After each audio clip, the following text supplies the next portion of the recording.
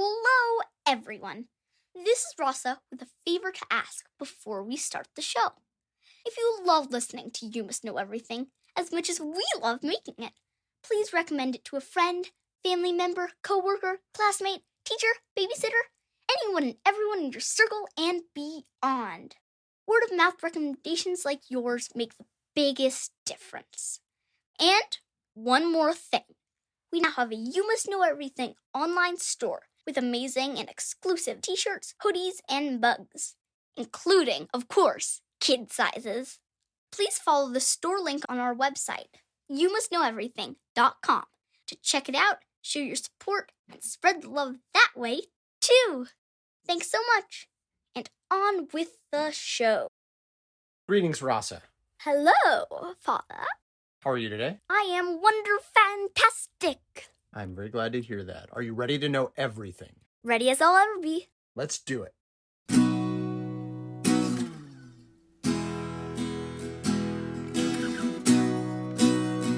Today, I want to talk to you about muscles. Muscles? Muscles come in two broad categories. Large muscles, your biceps, your abs, your quads, and small muscles. Look at your hand and think about all the little muscles that make each finger move. I call them the magic trick muscles. You can't do a magic trick with your abs or your bicep or your quads. You need to have a lot of finger strength and subtlety in those little muscles to make the magic happen. Voila! Now, the magic thing I do in my life is I write books. And when I was right out of college, I was burning with ambition. I loved reading, I loved writing, and I wanted to put my own book into the world and onto people's bookshelves. Well, makes sense. But not just any book. I wanted to write a novel. I wanted to write a piercing work of brilliant fiction to stand with the masterpieces of literature. And yet, I needed to find a way to make a little money on the side. And so I thought, while I'm writing fiction, while I'm writing the great American novel, I'll do some articles, essays, and reviews. And so for years, I worked at home, sweating and slaving to make a work of amazing fiction. But meanwhile, I also was tippity typing, reporting and writing, doing little pieces for magazines and newspapers. And then those got a little longer and they became medium-length pieces. And then those got a little bit longer and they became bigger articles and cover stories. And that even led to my first book. Huh. So the thing that helped you wasn't writing this big, famous novel, but instead it was writing the small things and building up to it? You've got it. Almost a decade had passed at this point, and I've been working all this time on my big novel. But meanwhile, without doing it on purpose, I had worked on all my small muscles of nonfiction, of journalism. And in fact, I had gotten so far along that I'd written a book that way. Meanwhile, in fiction, I had always taken it so seriously, too seriously, that I never worked on the small muscles. In all that time, do you know how many short stories I published? How many? None. And do you know why?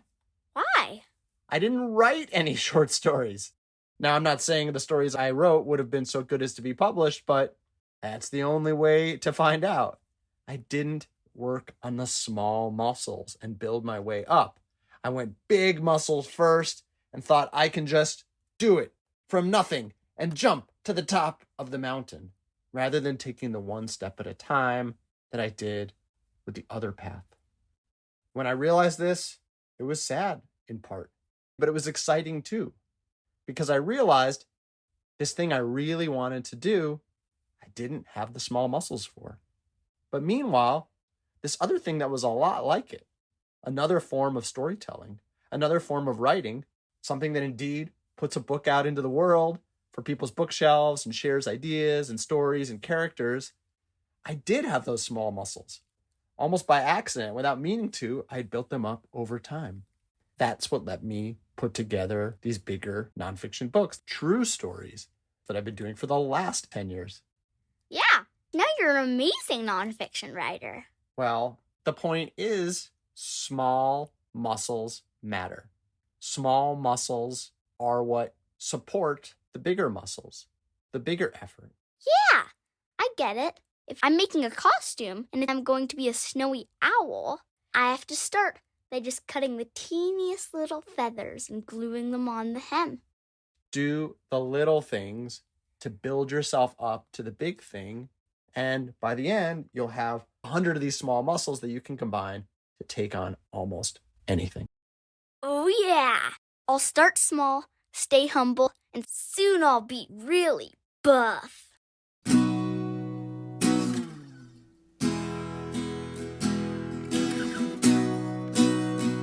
Are you ready for today's poem?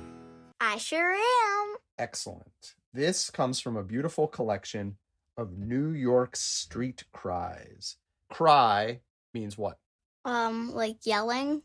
Yes, it can also mean sad and tears. But in this case, it's yelling to sell something. And of course, you want to make your sales pitch catchy. So here are some examples. Here's new milk from the cow, which is so nice and so fine that the doctors do say it's much better than wine.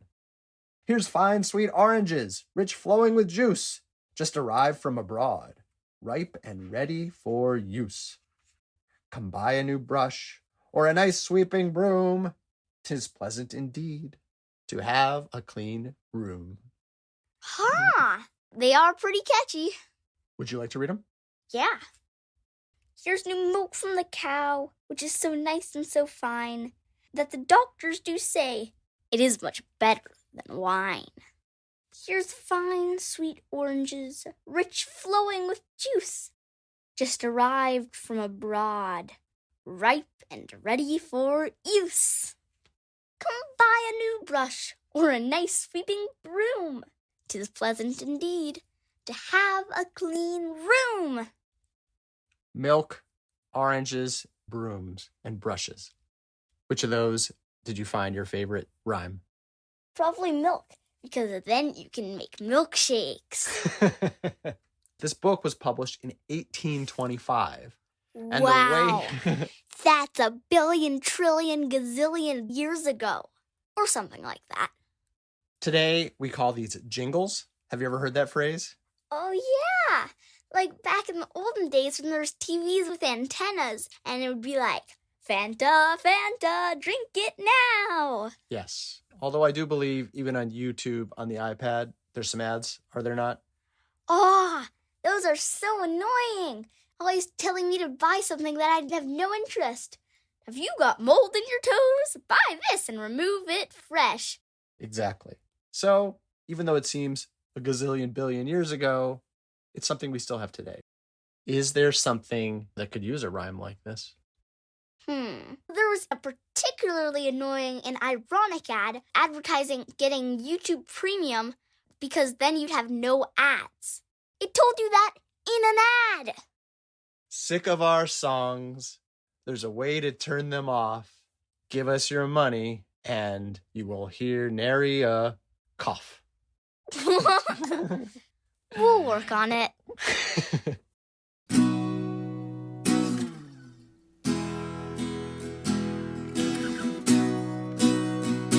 Last segment of the show. Do you have a vexing question for me? I sure do. People confuse whales and sharks a lot. They look pretty similar, but I was wondering, which has been around longer? Are sharks the elder, whales, or are they both the same age?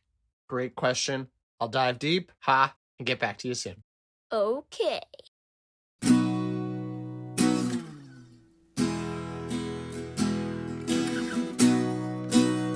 I'm back, and I've got the answer to your vexing question.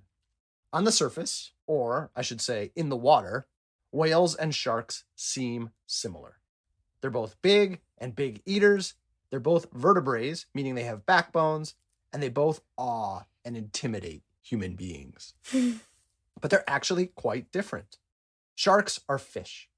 As such, they're cold-blooded. Their bodies are covered in scales, their skeletons are made of cartilage, and they process oxygen through gills. Whales, on the other hand, are mammals like us. That means they're warm-blooded and smooth-skinned. Their skeletons are made of bones, and they breathe through lungs. As for which has been around longer, the answer is sharks, by 400 million years. Wow. The first sharks appeared about 450 million years ago. That's older than almost any other animal and even older than trees. By comparison, the ancestor of the modern whale first appeared a mere 50 million years ago. Before you start calling whales young bloods, though, consider this. Our species, Homo sapiens, only appeared about 500,000 years ago.